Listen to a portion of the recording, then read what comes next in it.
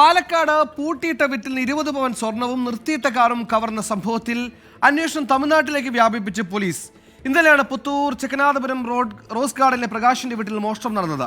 പ്രകാശിന്റെ വീട്ടിൽ നിന്ന് മോഷ്ടിച്ച കാറുമായി ഇന്നലെ ഉച്ചയോടെ പ്രതികൾ വാളയാർ ടോൾ പ്ലാസ കടന്ന് തമിഴ്നാട്ടിലേക്ക് പോയതായി പോലീസ് കണ്ടെത്തിയിട്ടുണ്ട്. തമിഴ്നാട്ടിലും വല വിരിച്ചിട്ടുണ്ട് പ്രതികൾക്കായി.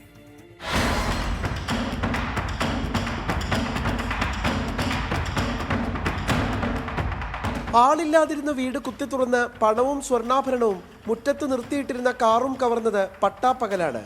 മുൻപ് ഇത്തരം സംഭവങ്ങൾ ഉണ്ടായിട്ടില്ലാത്ത മേഖലയിൽ ആശങ്കയിലാണ് പ്രദേശവാസികൾ. ഇന്നലെ വൈകുന്നേരത്ത് സ്കൂൾ വിട്ട് വരുമ്പോഴാണ് മോളെയും കൂടിയും കൂട്ടി വന്ന് നോക്കുമ്പോഴാണ് പോർച്ചിൽ പാർക്ക് ചെയ്തിട്ടുള്ള കാറ് കാണാതെയായി.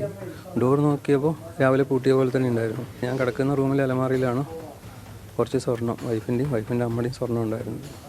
അപ്പോൾ തന്നെ പൈസയും സ്വർണവും കാറുമാണ് നഷ്ടപ്പെട്ടിരിക്കുന്നത്. വീട്ടുടമ പ്രകാശനും ഭാര്യയും ജോലി കഴിഞ്ഞ് തിരിച്ചെത്തിയപ്പോഴാണ് മോഷണ വിവരം അറിയുന്നത്. മുറ്റത്ത് കാറില്ലായിരുന്നു. അകത്തെ അലമാരകൾ തുറന്ന അവസ്ഥയിലായിരുന്നു. CCTV കേന്ദ്രീകരിച്ച് നടത്തിയ പരിശോധനയിൽ വീടിന് പുറത്ത് വെള്ളക്കാറിൽ ഒരു സംഘം വന്നിറങ്ങുന്നത് കണ്ടെത്തി. ഉച്ചയ്ക്ക് 12:30-നും വൈകിട്ട് 4 മണിക്കുമിടയിലാകാം മോഷണം നടന്നതെന്നും സംഘത്തിൽ 2-ൽ കൂടുതൽ ആളുകളുണ്ടെന്നുമാണ് പോലീസിന്റെ പ്രാഥമിക നിഗമനം. 24 പാലക്കാട്.